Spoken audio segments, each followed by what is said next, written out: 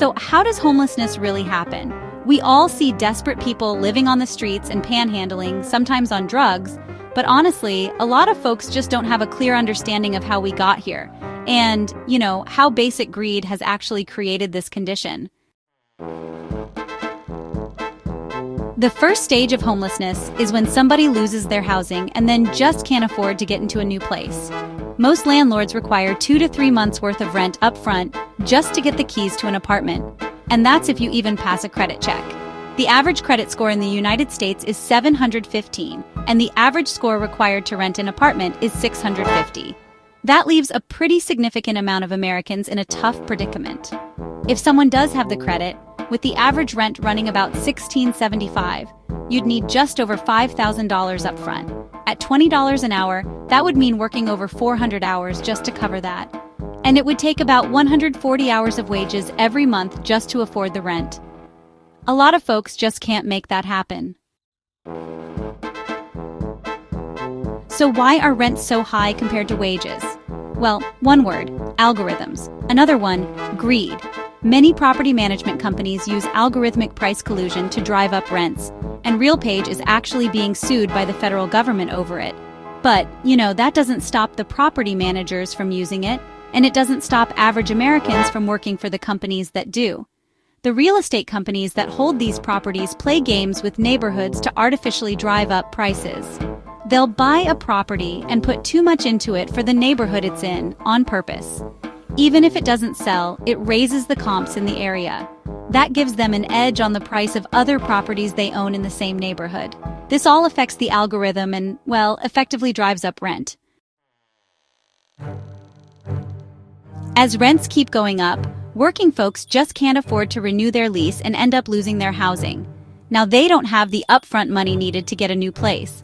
This often means having to get a storage unit, which is another predatory business that really takes advantage of people when they're down.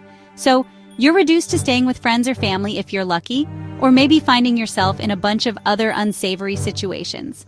It can be a pretty severe hit to your ego and self-esteem. And honestly, being involved with other people just for shelter can lead to exposure to negative consequences, like substance abusers or even physically abusive people.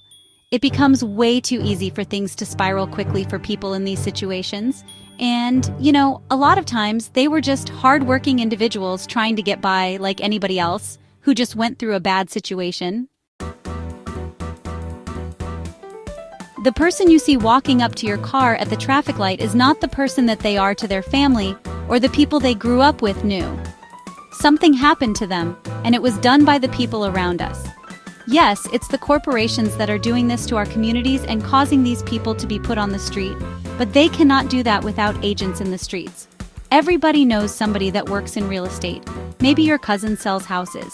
They get hooked up with a lender and start managing bank-owned properties. They have a partner that's a contractor, but because they're not married, they keep the businesses separate.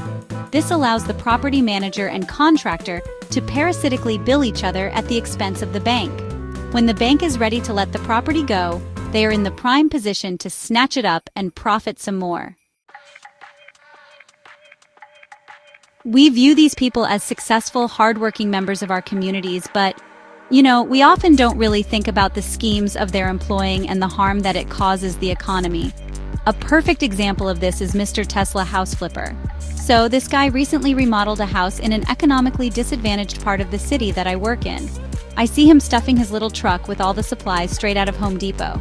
He took a house in a neighborhood where the average value is under $100,000 and most people are renting, and turned it into an ostentatious disaster that, honestly, does not fit the neighborhood at all. The entire thing was painted shades of gray, the front yard was filled with gravel, and the backyard was turned into a huge in-ground pool with a high fence around it. Most people who would want that kind of house would not want to live in that kind of neighborhood. If there were kids growing up in that house, they would probably have issues with the kids in the neighborhood around them. It's questionable whether or not this house is even intended to sell or just raise the comps in the neighborhood. A lot of people would see this man as a hardworking individual that's just making an honest living fixing up dilapidated houses. But honestly, others might see him as the angel of death to a community, squeezing it for profit at the cost of the people that live there. One of the hardest truths for us to confront in our society is the harm that we do to each other by trying to get ahead. Some folks see prosperity as a reward for effort, but sometimes it relies just as much on being willing to participate in a system of exploitation or profiteering. Just because people are prosperous, it does not mean that they are good people or that they are making their money in an ethical way. Unfortunately, our society is designed to reward these people, and people with less money depend on them to make their money, which, honestly, just artificially elevates the status of the exploiter. So yeah, every time you see somebody kissing somebody else's ass because they have a little bit of money, there's a possibility that they might be part of the root cause of the homelessness problem.